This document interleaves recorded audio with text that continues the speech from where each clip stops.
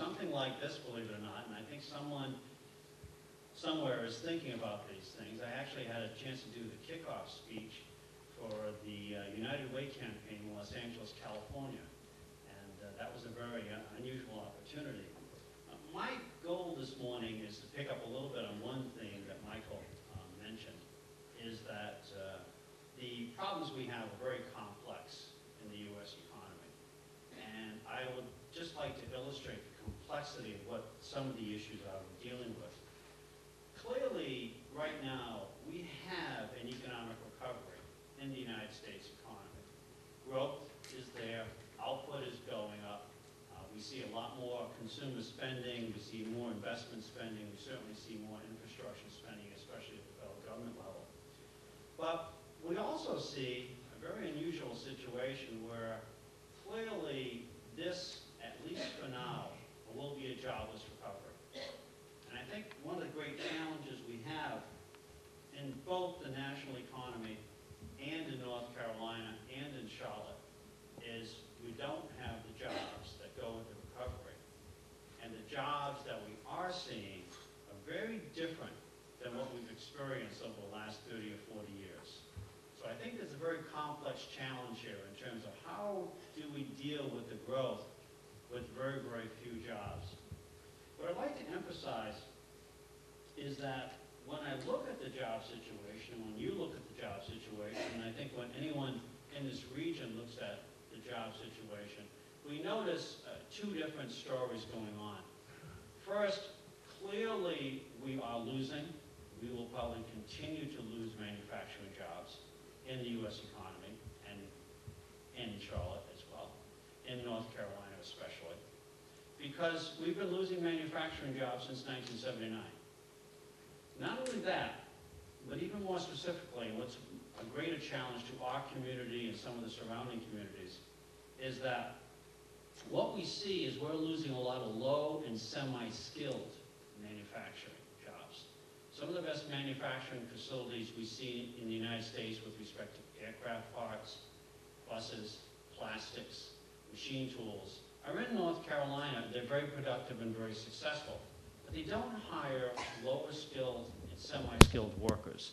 They hire very, very skilled workers. For example, if you went to some of these manufacturing facilities, you would see many people operating computers that operate robots. That takes oftentimes a college education and computer literacy. It's an interesting challenge. So what we see is not only a change in the quantity of manufacturing jobs, but also the quality of those jobs. Second, what we do see in financial services and trade and transportation is a temporary loss in many jobs, but we do see over time an increase in demand for those services. But even as many of you realize, when you walk into a bank office and you approach that teller, it doesn't take you very long to figure out, oftentimes they have a college degree and they're computer literate.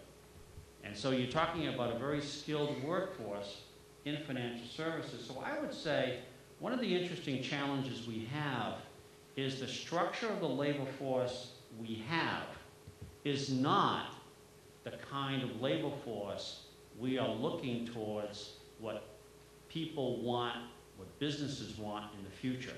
There's a mismatch. It's a critical mismatch. And I think many people in this audience probably recognize that. We also have a significant split in our society between urban and rural environments. Many of you are very familiar with the traditional mill that developed in many of our rural areas, manufacturing facilities that developed in many towns. And what we see in North Carolina is oftentimes that when that one mill goes down, it's truly devastating to that community. So what we're also seeing is not simply manufacturing or not simply financial services. What we're also seeing is an urban-rural split going on in our community, where rural communities are oftentimes far more dependent on a single manufacturing facility than what we would see otherwise. So the challenge, again, that we see, second, is with respect to education and preparing that workforce. We have a certain workforce in this state, but we see the dynamics are dictating We need more college-educated, computer-literate workers, and we don't need the good old boys. We don't need the factory girls. And we recognize that our society's dynamics mean that our education dynamics have to change as well. Retraining, absolutely key. One of the core focuses of most of the community colleges we know about is on retraining workers for a different area, for a different set of skills, bringing people up to snuff. What we have seen in this state, certainly one of my great first impressions, is there has always been a tremendous emphasis on this state is what I would call elite education.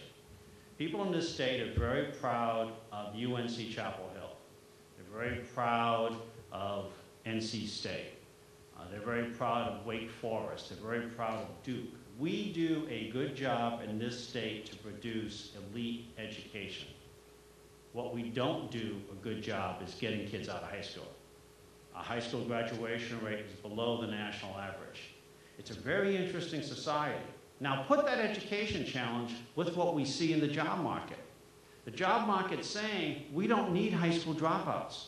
That was good in the 1940s and 50s, all right? That was good in the 1960s to go into the factories. That's not what we need today. So I think that is, again, a real important distinction.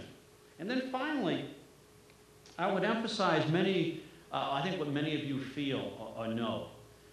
We have made a lot of promises, and we don't have the resources to deliver on those promises. We see that in the state budget of North Carolina, and we certainly see it in the federal budget in the United States. And I think many of you that are pretty aware know that we certainly see it in the Charlotte-Mecklenburg school system and in the city of Charlotte. We have made a lot of promises to a lot of people, and we don't have the budget to deliver it. And that, again, is a huge challenge to our society. So I think when Michael talks about challenges, I do see challenges. I see an economy moving this way and a labor force that is structured this way. I do see, in terms of education, an ability to produce very good elite students and an inability to get kids out of high school. And then finally, I think one of my greater challenges is simply, looking at what we see in terms of what we've promised people and what we're realistically able to deliver. And closing that gap creates a lot of frustration and anger. And again, as I would see it, as I mentioned in Los Angeles, that's what we're here for. In a way to close that gap between the promises that people make and the inability of society to deliver them. And that's what I mentioned in Los Angeles, and I think, again, it's true for what we're talking about here today. Thank you.